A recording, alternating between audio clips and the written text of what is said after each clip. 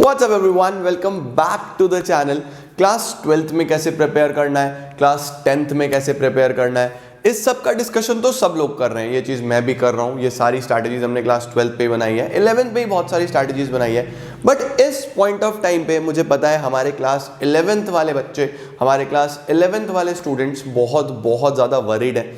उन लोगों को यही नहीं समझ में आ पा रहा कि उनका चल क्या रहा है, ऑनलाइन में चल रहे हैं, ऑफलाइन में चल रहे हैं, चल क्या रहा है यार, हो क्या रहा है ज़िंदगी में। तो हम लोग हमेशा से सबको एक साथ लेके चलते हैं, तो हम लोग तो भाई क्लास 11 के बारे में भी बात करेंगे। तो आज हम बात करने वाले हैं उस सेक्शन के बारे में जिनके बारे में कोई बात ही नहीं कर रहा, जो कि है 9th और 11th। तो I am gonna give you some important tips जिसकी मदद से आप बहुत अच्छा स्कोर कर पाओगे 11th में भी और क्लास 12th में भी। तो without wasting any minute, let's begin.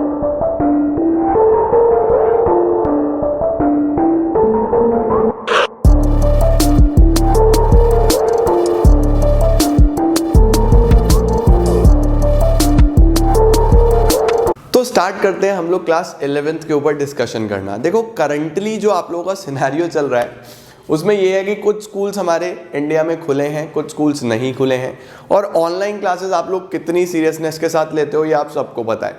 तो इस पॉइंट ऑफ टाइम पे एक चीज़ आप लोगों को सबसे पहले समझनी है। अच्छा, मैं स्टार्ट करता हूँ कि मेरे साथ क्या हुआ था। सबसे पहले देखो, लोग जब मैंने 10th पास आउट करा तो एज ऑलवेज जैसे सभी लोग करते हैं देखा देखी, तो मैंने सोचा यार मेरे सारे फ्रेंड्स तो साइंस ले रहे हैं तो मैं भी साइंस ले लेता हूँ। तो आई ऑप्टेड साइंस। मैं साइंस में गया, 2-3 महीने तो यार सब बाउंसर्स लगे, ऊपर से गया सब कुछ समझ ही नहीं आया। ऐसा लगता था कि 10th तक तो science was very easy, 11th में आके साइंस एकदम अनएक्सपेक्टेड सिनेरियो हो गया, कुछ पता ही नहीं चला। फिजिक्स केमिस्ट्री तो बस मत पूछो। मैथ्स तो चलो फिर भी कॉमन था, जैसे चल रहा था थोड़ा बहुत ऊपर नीचे चलता है, बट फिजिक्स केमिस्ट्री में सडनली इतना बड़ा चेंज आया, मुझे समझ ही नहीं आ पाया कि ये हो क्या रहा है।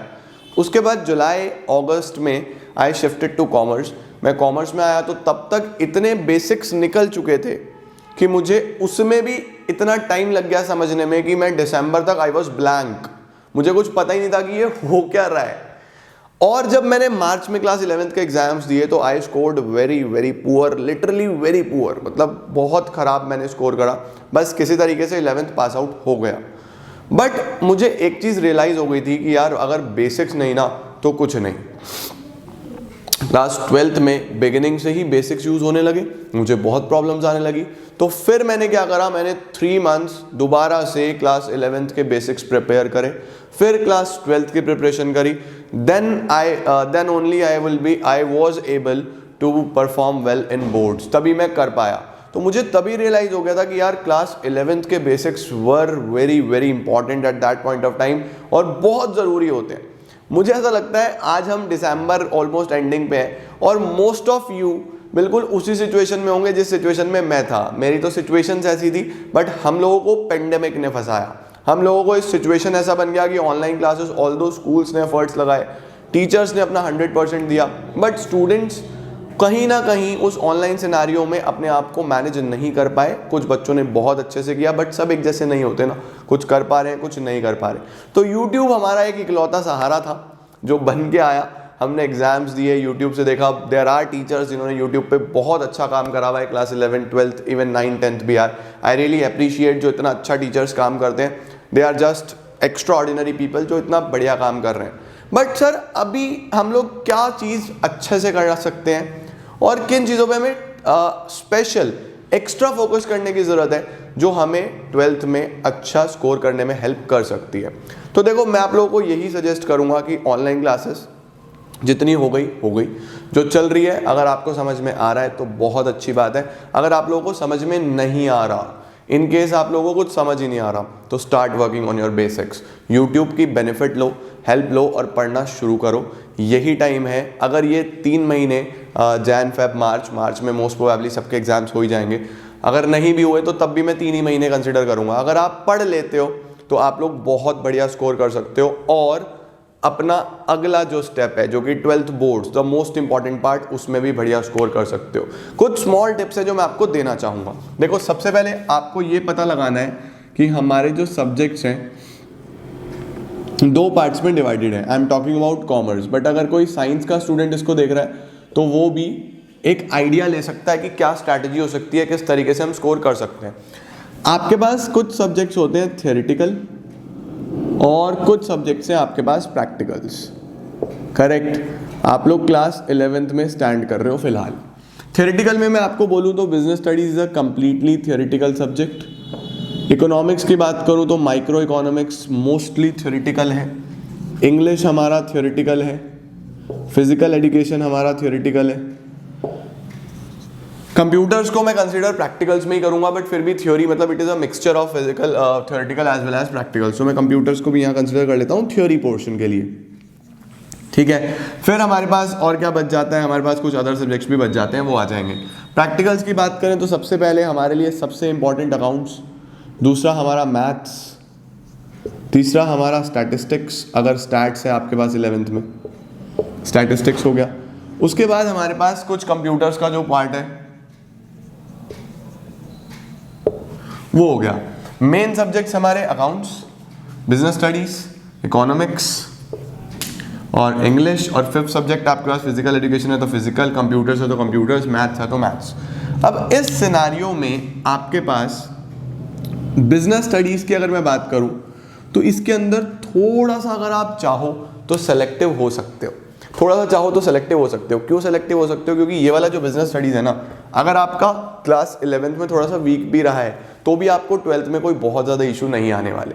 To be very honest with you all, मैं झूठ नहीं बोलूँगा, क्योंकि देखो यार, आई रियली वांट कि आप लोग अच्छे से स्कोर करो। तो अगर आपका बिजनेस स्टडीज कहीं लैकिंग भी रह गया कि आपका 100% नहीं हो पाया तो कोई बात नहीं, टेंशन वाली बात नहीं है। आप 12th में तब भी बहुत बढ़िया बिजनेस में स्कोर कर सकते हो।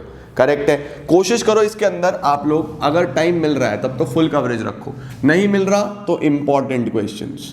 ऑल्दो मेरी बिजनेस स्टडीज का पूरा सिलेबस, पूरी प्लेलिस्ट अपलोडेड है, उसको देख सकते हो आप लोग, अच्छे से पढ़ सकते हो। कोई प्रॉब्लम आती है तो लेट मी नो, हम लोग उसको दूर करेंगे। इसी वीडियो के कमेंट सेक्शन में लेट मी नो कि आपको समस्याएं आ क्या क्या रही हैं। मैं उन सब प्रॉब्लम्स पे एक वीडियो पोस्ट कर दूंगा, अलग अलग वीडियोस बना दूंगा ताकि हम आपकी प्रॉब्लम्स पे डिस्कशन कर पाए। मुझे यही करना है यार, तुम लोग को प्रॉब्लम आने नहीं देनी। करेक्ट है। माइक्रो इकोनॉमिक्स की बात करूं तो माइक्रो इकोनॉमिक्स में बहुत सारा पोर्शन इस बार सीबीएसई ने डिलीट करा है, डिलीट हुआ है, बहुत सारे टॉपिक्स डिलीट हुए हैं। तो माइक्रो भी आप बहुत अच्छे से परफॉर्म कर सकते हो, प्रिपेयर कर सकते हो।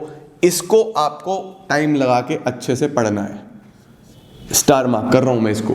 क्यों पढ़ना है? क्योंकि अगर माइक्रो नहीं पढ़ी तो मैक्रो में प्रॉब्लम आएगी सर। मैक्रो इकोनॉमिक्स आपको पढ़नी पड़ेगी बहुत ध्यान से, और वो तभी हो सकता है जब माइक्रो आती हो। तो माइक्रो इकोनॉमिक्स को बिल्कुल भी लाइटली नहीं लेना, उसको बहुत अच्छे से पढ़ना है। क्लियर है। इंग्लिश तो यूजुअली हम लोग वैसे ही कम पढ़ते हैं, अगर ज़्यादा भी पढ़ लोगे तो भी चलेगा, कम पढ़ लोगे तो भी चलेगा। फिजिकल एजुकेशन ये भी काम हो जाएगा। कंप्यूटर्स कोई मैं बात नहीं करूँगा, कंप्यूटर्स आप लोग खुद से देखो कि क्या करना है क्या नहीं, क्योंकि मुझे इसके बारे में नॉलेज थोड़ी सी कम है, टू बी ऑनेस्ट। कंप्यूटर्स आपको खुद मैनेज करना है। अब बात कर लेते हैं मैथ्स, अकाउंट्स और स्टैटिस्टिक्स की। स्टैटिस्टिक्स में आपके पास चैप्टर्स हैं जो स्कोरिंग है, लाइक इंडेक्स नंबर्स।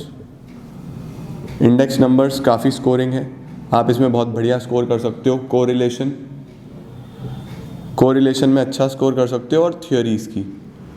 तो इस पार्ट में आपका इकोनॉमिक्स तो बहुत सिंपल है क्लास 11th में, अगर आपके बोर्ड में स्टैटिस्टिक्स और माइक्रो है।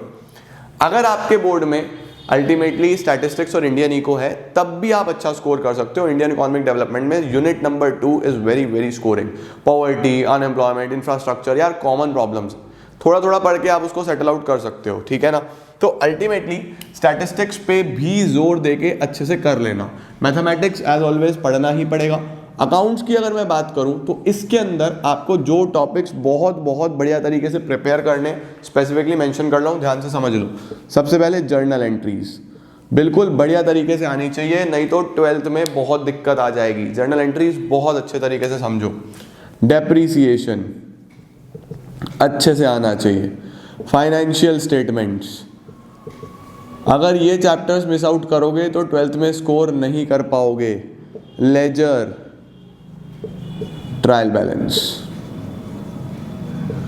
ये 5 चैप्टर्स ऐसे हैं जो आप लोगों ने बिल्कुल भी स्किप आउट नहीं करने। बिल्कुल भी का मतलब बिल्कुल भी नहीं करने। इन 5 पे जोर देके अच्छे से करना है।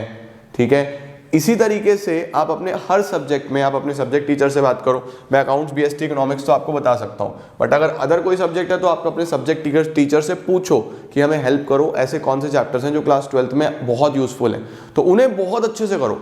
इन चैप्टर्स को बहुत अच्छे से करो। अदर देन दिस अगर कोई चैप्टर वीक भी रह गया तो कोई बात नहीं, टेंशन वाली बात नहीं है, इतना घबराना नहीं है। हम लोग एक ऐसे सिचुएशन में हैं जहां पे आपको अपनी प्रिपरेशन को अब लेके चलना है, धीरे धीरे धीरे धीरे एक एक चैप्टर करते चलो करते चलो करते चलो। मैंने काफ़ी सारा कंटेंट ऑलरेडी अपलोड करा हुआ है, उन वीडियोस का बेनिफिट लो। यूट्यूब आप लोगों के पास इस टाइम सबसे बड़ा बेनिफिट वाली चीज़ है, इसका फ़ायदा उठाओ। आपको कुछ पे नहीं कर रहा, आप लोगों को फ्री ऑफ कॉस्ट सारी चीज़ें ऑलरेडी पड़ी हुई हैं। मेरी नहीं अच्छी लगती छोड़ो यार, कोई और टीचर से पढ़ लो, बहुत सारे टीचर्स हैं, बहुत सारे टीचर्स हैं जो सब कुछ आपके लिए बना के डाल रहे हैं, ठीक है। तो अल्टीमेटली आपको करना क्या है, आप लोगों को इस तरीके से थोड़ा सेलेक्टिव होना है, जोर देना मैथ्स पे, अकाउंट्स पे, इकोनॉमिक्स पे। मैं बार बार बोलूंगा माइक्रो, स्टैटिस्टिक्स, इन सब्जेक्ट्स पे बहुत जोर देना। बिजनेस स्टडीज अगर थोड़ा बहुत मेरा लाइट भी रह गया कोई बात नहीं, एग्जाम्स हमेशा आपके वो उस तरीके से दो कि हम लोग ने जितना पढ़ा है ना उसमें नंबर ना कटे। हम लोग क्या करते हैं, हम लोग थोड़ा थोड़ा सब में पढ़ के चले जाते हैं और वो थोड़े थोड़े के चक्कर में जो नहीं पढ़ा वो पेपर में आता है, नंबर कट गए। इस तरीके से प्रिपेयर करो कि अगर मैंने 12 चैप्टर्स हैं और 12 में से 8 पढ़े हैं, 4 नहीं पढ़े, कोई बात नहीं, ये जो 8 पढ़े हैं ना इसमें कुछ ना कटे, इसमें फुल मार्क्स आए। 4 में अगर फिर भी मैं कुछ ना कुछ लिख के आऊँगा, और बिजनेस स्टडीज एक ऐसा सब्जेक्ट है जो आप खुद भी बना के लिख के आ सकते हो, नंबर मिलते हैं। क्लियर हो गया। ये तो था एक मेरा कॉमन ओवरव्यू कि आप किस तरीके से स्टार्ट कर सकते हो। चैप्टर्स नोट डाउन कर लो, स्टार्टिंग से एक एक चीज़ बहुत बहुत अच्छे से तैयार कर लो। इसके बाद मैं वीडियो बनाने वाला हूँ सब्जेक्ट वाइज कि आपको अकाउंट्स में क्या क्या कितना कितना करना है, बिजनेस स्टडीज में क्या क्या कितना कितना करना है, इकोनॉमिक्स में कितना कितना क्या क्या करना है और कैसे आप कर सकते हो। उसके अलावा भी if you are feeling any problem in your studies, comment section open है, लेट मी नो। अपनी समस्याएं सारी शेयर कर दो, उन सबको दूर कर देंगे। पूरी उम्मीद कर रहा हूँ तुम लोग को चीज़ें समझ में आई होंगी। क्लास 11th लेके चलो, बिल्कुल भी बेसिक्स को मिस आउट मत करना। अगर मिस आउट कर दिया तो गड़बड़ हो जाएगी। अपने बेसिक्स पे काम करो, बेसिक्स अच्छे से बनाओ। थ्योरेटिकल सब्जेक्ट्स को अगर थोड़ा लाइटली भी चलाओगे तो कोई दिक्कत नहीं है, अपने वर्ड्स में लिखोगे चलेगा, लेकिन प्रैक्टिकल्स अगर छोड़ दिए तो समझो गए, 12th की परसेंटेज डाउन हो जाएगी। डाउन मत होने दो, चीज़ें धीरे धीरे आती हैं। समझो ये 3 महीने हैं तुम्हारे पास, पढ़ना शुरू करो और चीज़ें कंप्लीट करनी शुरू करो कि चलो 1 चैप्टर हो गया, 2 हो गया, 3 हो गया, साइड में रखो, करते जाओ, ठीक है। ऐसे ही आपका पूरा सिलेबस कंप्लीट हो जाएगा in a very short span of time. तो उम्मीद कर रहा हूँ आप लोगों को आइडिया मिल गया होगा। स्टिल नहीं भी मिला है तो कोई आइडिया की जरूरत नहीं है यार, पढ़ना शुरू करो, जो अच्छा लगता है पढ़ो और निपटाना शुरू करो, ठीक है। तो आज के लिए इतना ही, बस इसको यहीं तक रखेंगे। अपने सभी क्लास 11th वाले फ्रेंड्स तक पहुंचा देना। अगर सब्सक्राइब नहीं करा है तो यार सब्सक्राइब कर देना क्योंकि वो हमारे लिए एक सोल मोटिवेशन है। ऑल्दो इतना प्यार मिलता है आप लोगों का, उसके लिए I am very much thankful to all of you. Still अगर किसी ने नहीं करा तो मेक श्योर आप सब्सक्राइब करके जाएं। आज के लिए इतना ही, थैंक यू सो मच।